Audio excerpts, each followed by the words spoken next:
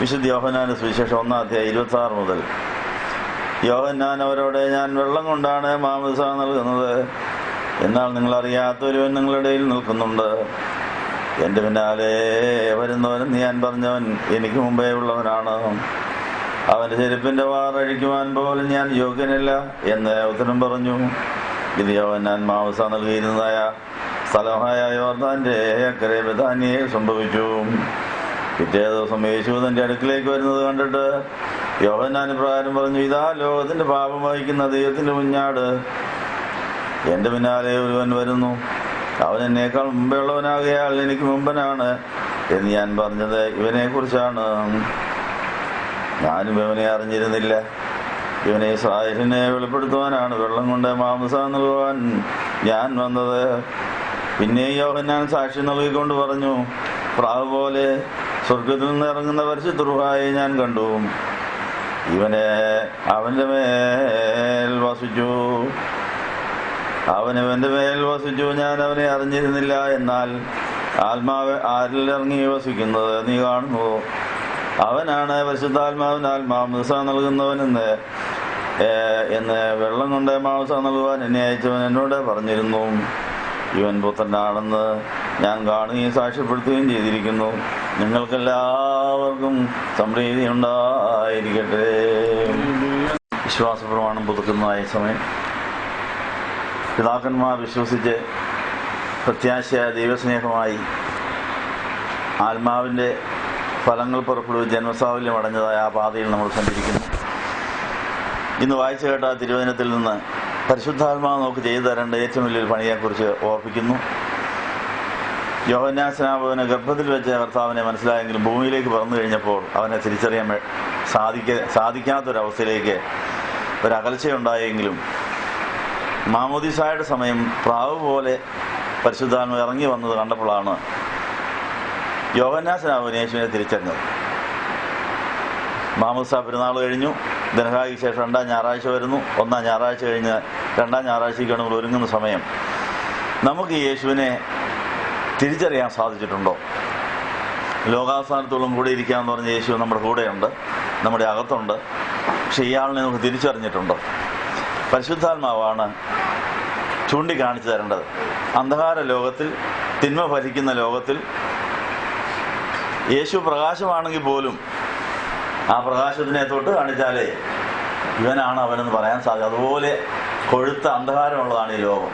തിന്മയുടെ അന്ധകാരത്തിന്റെ മധ്യത്തിൽ പരിശുദ്ധാത്മാവും വിശുദ്ധന്മാരും മാലാഖമാരും പ്രവാചകന്മാരും കൂടെ കൊടുത്ത ഇവൻ തന്നെയാണ് അവൻ എന്ന് തൊട്ട് കാണിച്ചാലേ, ചൂണ്ടിക്കാണിച്ചാലേ നമുക്ക് തിരിച്ചറിയാൻ സാധിക്കുകയുള്ളൂ. മാമോദീസ ഏറ്റവരായ മറ്റുള്ളവരോടുള്ള യേശുവിനെയും തിരിച്ചറിയാൻ പരിശുദ്ധാത്മാവ് വെളിപ്പെടുത്തിയാലേ സാധിക്കുകയുള്ളൂ. ഈ കൂടെ നിൽക്കുന്നവരെല്ലാം തന്നെ മാമോദീസ ഏറ്റപ്പോൾ യേശുവിനെ സ്വീകരിച്ചവരും യേശുവിനെ ഉൾക്കൊണ്ടവരും യേശുവിനെ ജീവിക്കാൻ പ്രതിജ്ഞയെടുത്തവരുമാണ്. നമ്മുടെ ഉള്ളിലെ യേശുവിനെ നമ്മൾ തിരിച്ചറിഞ്ഞിട്ടുണ്ടോ? തൊട്ടടുത്ത് നിൽക്കുന്ന സഹോദരി സഹോദരങ്ങളുടെ യേശുവിനെ നമ്മൾ തിരിച്ചറിഞ്ഞോ? അവരോടൊത്ത് യേശുവിനെ നമ്മൾ വളർത്തുന്നുണ്ടോ? ഈ ചോദ്യം ചോദിച്ചുകൊണ്ട് ധനഹായിക്ക് ശേഷം 2ാം ഞായറാഴ്ചത്തെ ആരാധനയ്ക്ക് നമ്മൾ ഒരുങ്ങുകയാണ്. അങ്ങനെ വെളിപ്പാട് മുടക്കുകയും വിശ്വാസം മുടക്കുകയും ഒരിക്കൽ കൂടെ ശാസിച്ചുകൊണ്ട് ഇപ്പോൾ നമ്മൾ വിശ്വാസപ്രമാണം പുതുക്കുകയാണ്. പരിശുദ്ധാത്മാവിൽ മാത്രമേ യേശുവിനെ തിരിച്ചറിയാനും അവനെ കർത്താവെന്ന് വിളിക്കാനും സാധിക്കുമെന്ന് അപ്പോസ്തലനായ പൗലോസ് തന്റെ അനുഭവം സാക്ഷിക്കുന്നു. ഈ അനുഭവം നമ്മുടേതാകുവാൻ നമുക്ക് ഒരിക്കൽ കൂടെ അന്യോന്യ ക്ഷമ ചോദിച്ചുകൊണ്ട് യേശുവിനെ തിരിച്ചറിയാനുള്ള ആത്മവ്യാപാരത്തിനായി പ്രാർത്ഥിക്കാം. സഹോദരി സംഘങ്ങളെ മാതാപിതാക്കളെ ഗുരുക്കന്മാരെ ഞങ്ങൾ ക്ഷമിക്കണം. ഈ കുർബാന അംഗീകരിക്കപ്പെടുവാനുള്ള അവർ ഞങ്ങൾക്ക് വേണ്ടിയും പ്രാർത്ഥിക്കണം. ഉണ്ടായിരിക്കുകയാണ്. കർത്താവിനെ സ്നേഹിക്കപ്പെട്ട വിശ്വാസികളെ, കർത്താവിന്റെ മാമോദീസ പെരുന്നാളിന് ശേഷമുള്ള 2ാം ഞായറാഴ്ചത്തെ ആരാധനയ്ക്ക് ഒരു ഒരുക്കത്തെ ഞാൻ ഇന്നലെ തുടങ്ങി. ഇന്ന് 2ാം ദിനത്തിലെത്തിയിരിക്കുന്നു. ശനിയാഴ്ചത്തെ ആ വിശുദ്ധ കുർബാനയും അടുത്ത ഞായറാഴ്ച നിങ്ങൾ മാക്കാമെന്ന പള്ളിയിൽ പോയി ആരാധനയെ സംബന്ധിക്കുകയാണെങ്കിൽ അവിടെ, അല്ലെങ്കിൽ ഇടവപ്പള്ളിയിലാണെങ്കിൽ അവിടെ നമുക്ക് പിതാക്കന്മാർക്കുണ്ടായതായ അനുഭവം നമ്മുടേതുമായി തീരുവാൻ നമ്മൾ ഒരുങ്ങുകയാണ്, തയ്യാറാകുകയാണ്. മാമോദീസ പെരുന്നാളിൽ നമുക്ക് കിട്ടുന്ന ഏറ്റവും വലിയ സന്ദേശം, സ്ത്രീകൾ ജനിതകളിലേക്ക് മഹാനായിരുന്ന യോഹന്നാൻ സ്നാപകന് ഗർഭത്തിൽ വെച്ച് തന്നെ യേശു കുഞ്ഞിനെ തിരിച്ചറിഞ്ഞ് തുള്ളിച്ചാടിയൊരു കൊച്ചൻ 30-ാം വയസ്സായപ്പോഴേക്കും യേശുവിനെ തിരിച്ചറിയാൻ കഴിയാതെ തപ്പി നടക്കുക. എന്തൊരു ഗതികേടായി, ലോകത്തിന്റെ ഗതികേടായി പറയും. ഗർഭത്തിൽ വെച്ചുണ്ടായിരുന്ന അറിവ് പോലും ഭൂമിയിലോട്ട് വീണ് കഴിഞ്ഞപ്പോൾ ഇല്ലാതായിത്തീരുന്നപ്പോൾ അത്രയ്ക്ക് രൂക്ഷമാണ് ഈ അന്ധകാരത്തിന്റെ, ഈ ലോകത്തിലെ അന്ധകാര ശക്തികളുടെ ശക്തി, അതിന്റെ ആ കാഠിന്യം എന്നുള്ള കാര്യം അറിയിക്കുകയാണ്. 30 കൊല്ലം ഒരുങ്ങിയതിന്റെ ശേഷം പരിശുദ്ധാത്മാവ് പ്രാവിന്റെ രൂപത്തിൽ ഇറങ്ങി വരുന്നത് കണ്ടപ്പോൾ മാത്രമാണ് ഇവനാണ് അവൻ എന്ന് മനസ്സിലായത്. ഇങ്ങനെ ഒരാൾ ഇവിടെയുണ്ട്, അവൻ എന്നേക്കാൾ വലിയവനാണ് എന്നൊക്കെയുള്ള കാര്യം ദൈവാത്മാവ് വെളിപ്പെടുത്തിയെങ്കിലും ആളിനെ തിരിച്ചറിഞ്ഞ് കാണിച്ചു കൊടുക്കുവാൻ അനേക നാളത്തെ കാത്തിരിപ്പും നിരീക്ഷണങ്ങളും പരീക്ഷണങ്ങളും അന്വേഷണങ്ങളും ആവശ്യമായിരുന്നുള്ളത് നമുക്ക് എത്രയധികം ആവശ്യമാണെന്നുള്ള കാര്യം ഓർപ്പിക്കുക. കർത്താവിന് ദേഹാപ്പെരുന്നാളിന്റെ അന്ന് നിങ്ങൾ കുർബാനയെ സംബന്ധിച്ചപ്പോൾ പരിശുദ്ധാത്മാവ് ഇറങ്ങി വരുന്ന കണ്ടോ? മാമോദിസായുടെ അന്ന് നമ്മളുടെ വീണ്ടും ജനത്തിന്റെ അനുഭവം തരാൻ വേണ്ടി നമ്മുടെ മാംസാദത്തിൽ പരിശുദ്ധാത്മാവ് ഇറങ്ങിയെന്ന് വന്നതാ. അത് വല്ല ഓർമ്മയുണ്ടോ? 12-ാം വയസ്സിൽ നമ്മുടെ ഈ പ്രതിഷ്ഠ പുതുക്കാൻ സമർപ്പണം നടത്തി ആദ്യ കുമ്പസാരവും നടത്തി വിശുദ്ധ കുർബാന അനുഭവിച്ചപ്പോൾ പരിശുദ്ധാത്മാവ് ഇറങ്ങി വരുന്ന കണ്ടോ? ഇന്നും പരിശുദ്ധാത്മാവിനെ വിളിച്ചു വരുത്തി ഇറങ്ങി വന്നു. നിങ്ങൾ ആരെങ്കിലും കണ്ടോ? ഇല്ലെങ്കിൽ അതിന്റെ കാര്യം എന്താ? അന്ധകാര ശക്തികൾ ഇപ്പോൾ നമ്മുടെ കണ്ണിപ്പോഴും മൂടിയിരിക്കുകയാണെന്ന് തന്നെ എൻ്റെ അർത്ഥം. അങ്ങനെയാണെങ്കിൽ എല്ലാ കുർബാനയിലും പരിശുദ്ധാത്മാവ് ഇറങ്ങി വരുന്നുണ്ട്. അത് നമ്മളെ പൂർണ്ണരാക്കാൻ വേണ്ടിയാണ്. നമ്മളെപ്പോഴും പണിപ്പുരയിലായതുകൊണ്ട് അപൂർണതയുള്ളവരാണ്. പണിക്കുറവ് തീർക്കാൻ വേണ്ടിയാണ് ഈ കാര്യത്തിനായി പരിശുദ്ധാത്മാവ് എന്നും വന്നുകൊണ്ടിരിക്കുന്നത്. പണിപ്പുരയിലേക്ക് പണിക്കാരന് വരുന്നത് പണി പൂർത്തീകരിക്കാനാണ്. അനേക നാൾ വന്നാലേ പണി പൂർത്തിയാവുള്ളൂ. നമുക്കറിയാം, ഒരു വീട് കല്ലിടുന്ന സമയം അവിടെ വാനം തോണ്ടിയ ഒരു കുഴി മാത്രമേ ഉള്ളൂ. അവിടേക്ക് ഒരു കല്ലങ്ങോട്ട് എടുത്തു വെച്ചാൽ ഒരു കല്ല് മാത്രമേ ഇവിടെ ആയിട്ടുള്ളൂ. ഇനി അനേക കല്ലുകൾ അവിടെ വരാനുണ്ട്. ആ പണിക്കാരൻ എഞ്ചിനീയർ അവിടെ എല്ലാ ദിവസവും വരുന്നത് എന്തിനാ? പണിക്കുറവ് ഇനി എന്തുണ്ട്? ഇന്നലെ എന്ത് പണി നടന്നു, ഇന്ന് എന്താ പണി നടക്കാനുണ്ട്, ഇന്ന് ഇത്രയും കൂടി അങ്ങോട്ട് പണി. അങ്ങനെ ഓരോ ദിവസം കഴിയുന്നതോറും പണിക്കുറവ് തീർന്നുകൊണ്ടേയിരിക്കും. പണിക്കുറവ് തീർന്നു കഴിഞ്ഞാൽ പണി പൂർത്തിയാകുമ്പോൾ തന്നെ കൂദാശ നടത്തുന്നു. ഇവിടെ എല്ലാവരും വിളിച്ചു വരുത്തി അത് ഉപയോഗിക്കാൻ തുടങ്ങുകയാണ്. മാമോദിസായിൽ ഇതുപോലെ ഒരു കല്ലിട്ട് വെച്ച ഒരു വീട് നമ്മുടെ അകത്തുണ്ട്. എല്ലാ കുർബാനയിലും, എല്ലാ യാമപ്രാർത്ഥനയിലും, എല്ലാ ധ്യാനത്തിലും കാര്യസ്ഥനായ പരിശുദ്ധാത്മാവ്, എഞ്ചിനീയറായ പരിശുദ്ധാത്മാവ് വന്ന് പണിയത്തറ്റമായി നോക്കുന്നു. ഇന്ന് ചെയ്യാവുന്ന പണി ഏതാന്ന് പറഞ്ഞ് പണി ചെയ്തു പോകും. പക്ഷേ പണിക്കുറവ് ദൂരെയും തീർന്നിട്ടില്ല. പണിക്കുറവ് തീർന്നതിന് ശേഷമേ കല്യാണം നടക്കുകയുള്ളൂ. പണിക്കുറവ് തീർന്ന ശേഷമേ പിതൃവൃത്ത പരിശുദ്ധാത്മാവ് ത്രിയ ദൈവം നമ്മളിൽ വസിക്കുകയുള്ളൂ. വസിക്കാൻ പറ്റുന്നതിന് മുമ്പ് പണിയിക്കാനും വന്നേച്ച് പോവുകയുള്ളൂ. നമ്മൾ ഇന്നലെ കേട്ടൊരു സന്ദേശം ഇതാണ്: പാപപ്പാമ്പിന് തല ചതച്ചു കഴിഞ്ഞ് മാത്രമേ നമുക്ക് ആത്മാവിൽ പൂർണ്ണമായ ആത്മഫലങ്ങളിലേക്ക് വിളയിക്കാൻ സാധിക്കും എന്നുള്ള കാര്യം കേട്ടു. ഏതെന്തോടത്ത് കയറിയ പാപപ്പാമ്പിന് തല ചതയ്ക്കുവാൻ അനേക ഒരുങ്ങി തയ്യാറായിട്ട് കന്യകയിൽ നിന്ന് ജനിച്ച യേശു കുഞ്ഞാണ് 33.5 വയസ്സിൽ കാൽവറി മലയിൽ വെച്ച് അവൻ തലയെ ചതച്ചത്. അതിന് ഒത്തിരി ഒരുക്കങ്ങൾ ആവശ്യമായിരുന്നു. ഇപ്പോൾ കർത്താവിന്റെ യോർദാൻ നദിയിലേക്കുള്ള പുറപ്പാട്, യോർദാൻ നദിയിൽ നിന്ന് മരുഭൂമിയിലേക്കുള്ള പുറപ്പാട്, അതെല്ലാം കഴിഞ്ഞ് കുരിശും വഹിച്ചുകൊണ്ട് ഗോൽഗോഥാ മലയിലേക്കുള്ള പുറപ്പാട്, ഈ പുറപ്പാടുകളെല്ലാം കഴിഞ്ഞാണ് കാൽവറി മലയിൽ കർത്താവ് 3 ആണിയിൽ പിടഞ്ഞ് മരിക്കുന്ന സമയമാണ് ആ കുരിശുകൊണ്ട് പാപപ്പാമൻ തല ചതഞ്ഞതെന്നുള്ള കാര്യം ഓർപ്പിക്കുന്നു. അപ്പൊ യേശു ക്രിസ്തുവിന് ഈ വേല ചെയ്യുവാൻ അനേക 1000 വർഷങ്ങൾ, അനേക തലമുറകൾ കൂടെ ഒരുങ്ങേണ്ടിയിരുന്നു. ആദ്യമായി നോഹ പുറപ്പെട്ട കാര്യം നമ്മൾ കേട്ടു,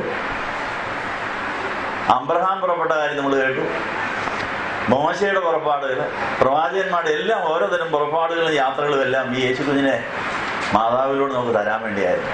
അവിടെ എല്ലാം പുറപ്പാടുകൾ പൂർത്തീകരിച്ചത് വചനങ്ങളുടെ നിവൃത്തികളിലൂടെ മാതാവിൽ നിലച്ച യേശുവിന്റെ 33 കൊല്ലക്കാലത്തെ ജീവിതമാണ്. നമ്മുടെ ഉള്ളിലെ യേശുവിന്റെ ജീവിതം പൂർണ്ണമായോ? ആ യേശുവിനെ പോലെ നമ്മൾ വളർന്നോ? യേശു ചെയ്തതെല്ലാം നമ്മൾ ചെയ്തോ? യേശു ചെയ്തതിനൊക്കെ വലിയ കാര്യം ചെയ്യുവാൻ തക്കവണ്ണം ആത്മാവിൽ നമ്മൾ നിറഞ്ഞോ? ഇതൊക്കെ പരിശോധിക്കാനാണ് എല്ലാ ദിവസവും ആരാധനയും ധ്യാനവും തുടരുന്നുള്ളതായ കാര്യം ഓർപ്പിക്കുന്നത്. നമുക്ക് ഇത്രയും നാളായിട്ടും പരിശുദ്ധാത്മാവിനെ കാണാനോ പരിശുദ്ധാത്മാവിന്റെ പൂർത്തീകരണ പ്രവർത്തനങ്ങളിൽ സഹകരിക്കുവാനോ അത് തിരിച്ചറിയാൻ നമ്മളെ കൊണ്ട് സാധിച്ചിട്ടുണ്ടോ? പരിശുദ്ധാത്മാവിന്റെ വീട് പണി എത്രത്തോളമായി? അതിനെന്താ ഇനി തടസ്സം? അതിനെന്താ മുടക്കം? എന്തുമാത്രം പരിഹാരം വരുത്തുവാൻ പകരം കൊടുക്കണം എന്നൊക്കെയുള്ള കാര്യങ്ങൾ തിരിച്ചറിഞ്ഞ് എല്ലാ കുർബാനയും, എല്ലാ ധ്യാനവും, എല്ലാ യാമപ്രാർത്ഥനകളും പൂർണ്ണതയിലേക്കുള്ള വളർച്ചയുടെ ഭാഗമാണ് വീട് പണിയുടെ തുടർച്ചയാണെന്നുള്ള കാര്യം ഓർപ്പിക്കുന്നു. നമ്മൾ ഇന്ന് വായിച്ചു കേട്ടതായ തിരുവചനത്തിൽ ഈ അന്ധകാര ലോകത്തിൽ യേശുവിനെ അറിയാത്ത ഒരു കാലം യോഹന്നാനും ഉണ്ട്. ഗർഭത്തിൽ വെച്ച് അറിഞ്ഞെങ്കിലും ഭൂമിയിൽ വെച്ച് പരശുശുശ്രൂഷയ്ക്കിടയിൽ ഈ യേശുവിനെ അറിയാതെ തപ്പിത്തിരിഞ്ഞ് നടന്ന ഒരു കാലം യോഹന്നാനും ഉണ്ട്. യോഹന്നാന്റെ ആ തടസ്സം തീർന്നെങ്കിലും, ഇവനാണ് അവനെന്ന് പറഞ്ഞെങ്കിലും, കർത്താവിന്റെ മാമോസ സമയത്ത് പാപ പോലെ ഇറങ്ങി വന്നപ്പോൾ ആ കാര്യം അങ്ങ് നടന്നെങ്കിലും പിന്നെയും യോഹന്നാന് സംശയമാണ്. യോഹന്നാൻ കാരാഗൃഹത്തിൽ അടയ്ക്കപ്പെട്ട ശേഷം യേശുവിനെ കുറിച്ച് കേട്ട കേൾവികൾ യോഹന്നാന് സംശയരോഗം വരുത്തി. അതുവരെ ഉണ്ടായിരുന്ന യഹൂദന്മാരുടെ എല്ലാ സംസ്കാരങ്ങളെയും പാരമ്പര്യങ്ങളെയും തകർത്തുകൊണ്ടാണ് ഒരു പുതിയ ശൈലിയാണ് കർത്താവ് വേല ചെയ്തത്. കർത്താവിന്റെ പുതിയ ശൈലികൾ ഈ സ്ത്രീയുടെ ജനത്തിലേക്ക് മഹാനായ യോഹന്നാൻ പോലും മനസ്സിലായില്ല. യേശുവിനെ കുറിച്ച് കിട്ടിയ റിപ്പോർട്ടുകൾ യോഹന്നാൻ ദഹിക്കുന്നില്ല. ഇവനാണോ പ്രവാചകൻ? ഇവനാണോ ക്രിസ്തു? ഇങ്ങനെയാണോ വേല ചെയ്യേണ്ടത്? എങ്ങനെയാണോ പ്രസംഗിക്കേണ്ടത്? എങ്ങനെയാണോ നടക്കേണ്ടത് എന്നുള്ള സംശയം വരിക. എന്താ കിട്ടിയ റിപ്പോർട്ട് തന്നെ? ഈ യേശുവിൻ്റെ കൂടെ മക്തെല്ലാം അറിയും മാറുന്നില്ല. വേറെ ഒത്തിരി സ്ത്രീകളുണ്ട്, വേറെ ഒത്തിരി പുരുഷന്മാരുണ്ട്. ഇവരിങ്ങനെ നടക്കുക, ആ രാത്രി മുകളില്ലാതെ നടപ്പാ. ഇതെന്തൊരു പോകാം? ഇത് മാന്യമായ കാര്യമാണോ? ഇത് അനാശാസ്യമല്ലേ എന്നൊക്കെ ചെന്ന് പറഞ്ഞപ്പോൾ സ്ത്രീകളുടെ ജനത്തിലേക്ക് മകനായ യോഹന്നാന് പോലും സംശയം, നേരാണോ, ശരിയാണോ? ഇനി ഞാൻ ഈ പ്രാവ് പോലെ ഇറങ്ങി വരുന്നുണ്ട് വല്ല വേദനാവും കണ്ടതാണോ? ഞാൻ അവനെക്കുറിച്ച് പറഞ്ഞതായ കാര്യങ്ങൾ ഇനി തെറ്റിപ്പോയോ? സ്ത്രീകളുടെ ജനത്തിലേക്ക് മഹാനായ യോഹന്നാന് പോലും സംശയം വന്ന പിന്നെ നമ്മുടെ കാര്യം പറയണോ? അങ്ങനെ നമ്മുടെ ജീവിതത്തിൽ വല്ലപ്പോഴൊക്കെ ഒരു ചെറിയ വെളിച്ചം കിട്ടും, അപ്പോൾ വിശ്വാസപ്പെടണമെന്ന് ചൊല്ലും. പിന്നെ അന്താരത്തിൽ ഇറങ്ങുമ്പോൾ പിന്നെയും സംശയം, പിന്നെയും അസ്വസ്ഥതകൾ. ഈ വെളിച്ചത്തിന്റെയും ഇരുളിന്റെയും ഇടയിൽ നമ്മൾ കിടന്ന് കുഴയുകയാണ്, വിഷമിക്കുകയാണ്. എങ്ങനെ ഈ പ്രശ്നം പരിഹരിക്കാനുള്ളൂ? യോഹന്നാൻ സ്നാപകന് കഷ്ടിച്ച് കൃത്യസമയത്ത് ഒരു വെളിപ്പാട് കിട്ടി. അത് കഴിഞ്ഞിട്ട് അവൻ വഴിമാറിക്കൊടുത്ത് അവൻ ജയിലിൽ പോയപ്പോൾ പിന്നെയും സംശയരോഗം. ആ സംശയരോഗം മാറാൻ വേണ്ടി ചില അടയാളങ്ങളൊക്കെ പറഞ്ഞു കൊടുത്തു. ഇന്ന സംഭവങ്ങൾ നടക്കുന്നുണ്ടെന്ന് പറഞ്ഞ് അങ്ങനെ ആ സംശയരോഗം മാറിയിട്ടാണ് യോഹന്നാൻ സ്നാപകൻ രക്തസാക്ഷിയായി ഇവിടുന്ന് കടന്നുപോയത്. സ്ത്രീയുടെ ജനത്തിലേക്ക് മഹാനായ യോഹന്നാന്റെ കഥ ഇതാണെങ്കിൽ നമ്മുടെ കഥയും എത്ര വലിയൊരു കഥയാണ്. നന്മയാൽ തിന്മയെ ജയിക്കുന്ന യുദ്ധത്തിൽ നമ്മൾ എന്തുമാത്രം പോരാടണം എന്നുള്ള കാര്യം പഠിപ്പിക്കാൻ പെന്തിക്കോസ്തി പെരുന്നാൾ കഴിഞ്ഞൊരു 8 കൊല്ലം കൂടെ ക്രിസ്ത്യാനികളെ പീഡിപ്പിച്ചുകൊണ്ട് ശൗല് നടന്നു. ഒത്തിരി ക്രിസ്ത്യാനികളെ തല്ലിക്കൊന്നു, ഒത്തിരി പേരെ വിഷമിപ്പിച്ചു, ഒത്തിരി പേരെ കളിയാക്കി, ഞെക്കി ഞെരുക്കി കളഞ്ഞു. പെന്തിക്കോസ്തി കഴിഞ്ഞ് 8 കൊല്ലം കഴിഞ്ഞപ്പോഴാണ്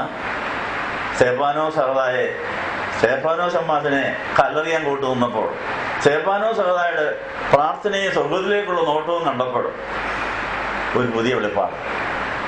ആ വെളിപ്പാടാണ് ദമസ്കോസിലെ ഒരു പുതിയ ദർശനമായി മാറിയത്.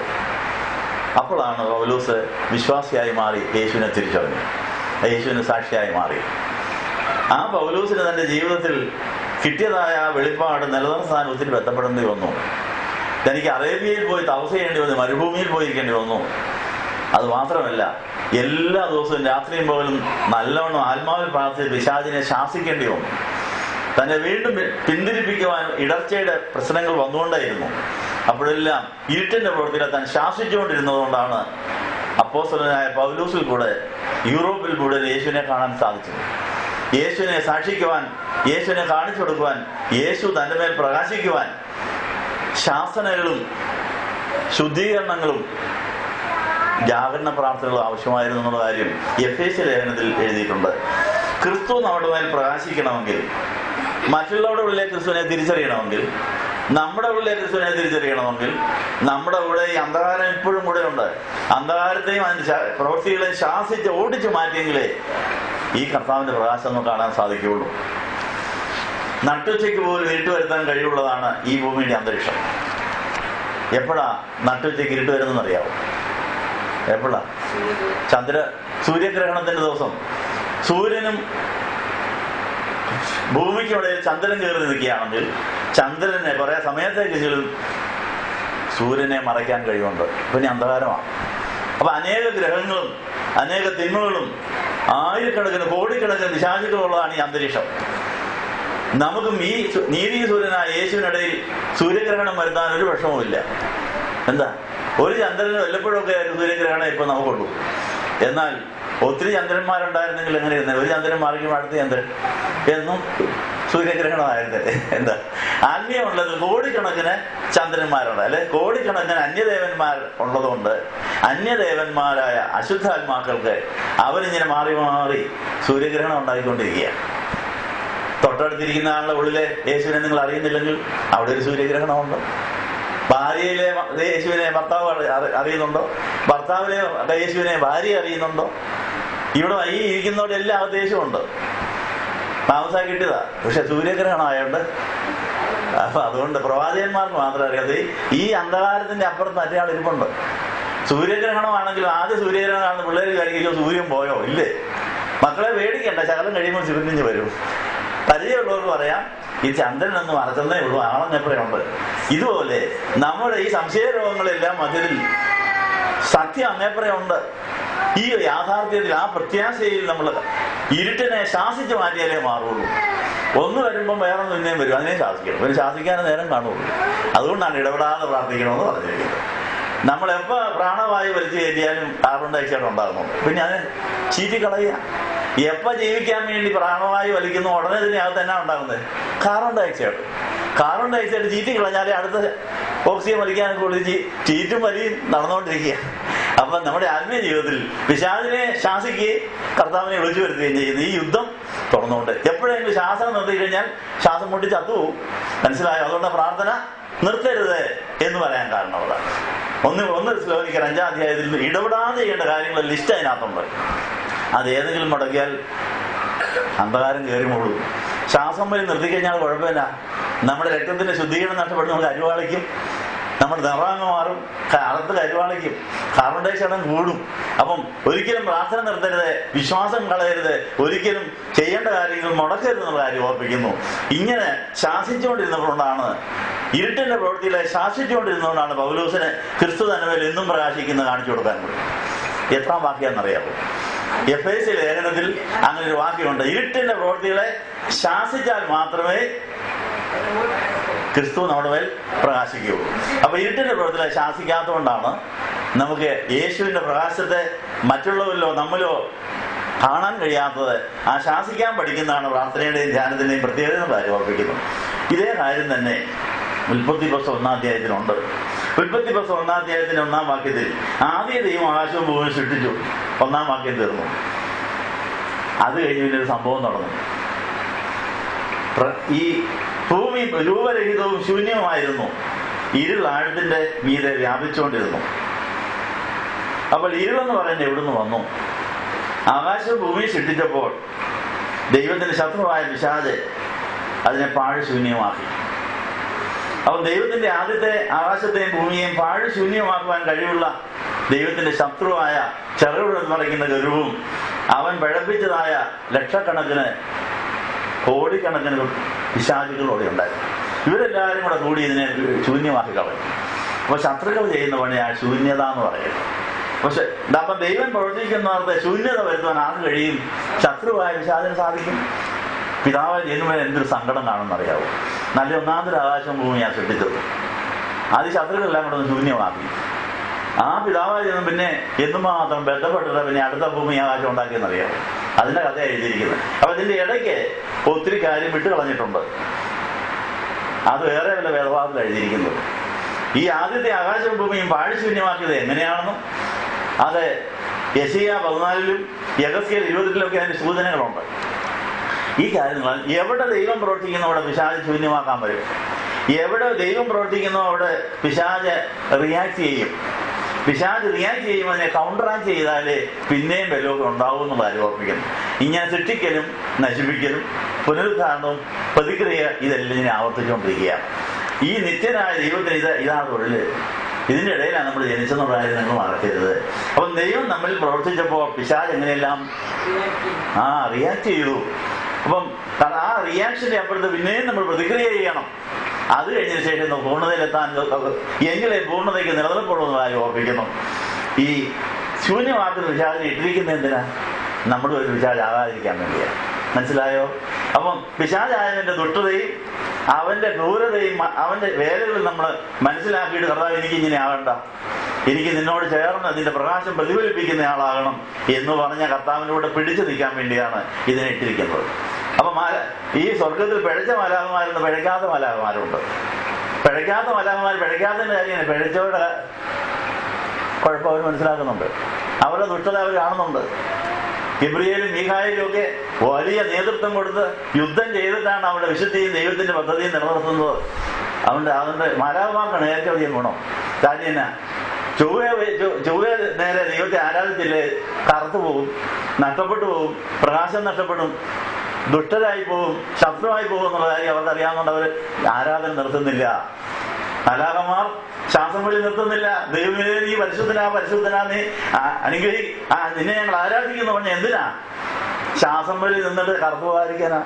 ശ്വാസം വലി നിന്ന് പോയാൽ കറുത്തു പോവും, കരുവാളിച്ചു പോവും. അപ്പം നല്ല പണിയാണ്.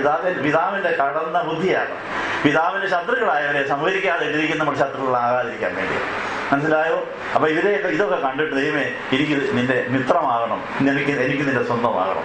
ആദ്യം ദൈവാശം ഭൂമിയിൽ സൃഷ്ടിച്ചു. ഭൂമി രൂപരഹിതവും ശൂന്യമായി തീർന്നു. ഇരുളാഴത്തിന് മീതെ വ്യാപരിച്ചപ്പോൾ ദൈവം ചെയ്തത് ദൈവത്തിന്റെ ആത്മാവ് വെള്ളത്തിന് മീതെ പരിവർത്തിച്ചുകൊണ്ടേയിരുന്നു. അവരുടെ പരിശുദ്ധാത്മാവ് പരിവർത്തിച്ചിട്ടാണ് പിന്നത്തെ സൃഷ്ടികൊണ്ട് വെളിച്ചം ഉണ്ടാകട്ടെ എന്ന് ദൈവം കൽപ്പിച്ചു. വെളിച്ചം ഉണ്ടായി. ആ വെളിച്ചമാണ് പുത്രനായ ദൈവം തമ്പുരാൻ സകലത്തെ സൃഷ്ടിക്കുവാൻ, അന്ധകാരവുമായി പോരാടുവാൻ, അന്ധകാരത്തെ ശാസിച്ചു മാറ്റാൻ വേണ്ടിയാണ് ദൈവം തന്റെ പുത്രനായ ആ ദൈവപുത്രനെ ജീവപ്രകാശമായി ഈ പാഴ്ശൂന്യമായ സ്ഥലത്ത് പ്രവർത്തിപ്പിച്ചിട്ടാണ് ബാക്കി സൃഷ്ടികളൊക്കെ നടന്നത്. അതുകൊണ്ടാണ് പുത്രനിൽ കൂടിയാണ് സൃഷ്ടികൾ മുഴുവനും. സൃഷ്ടികളെ അന്ധകാരത്തിൽ നിന്ന് രക്ഷിച്ച് പ്രകാശിപ്പിക്കാൻ വേണ്ടിയാണ് പുത്രൻ എല്ലാത്തിനെയും സൃഷ്ടിക്കാൻ വേണ്ടി ഈ പാഴ്ശൂന്യമായ സ്ഥലത്ത് പ്രവർത്തിച്ചുകൊണ്ടേയിരുന്നു.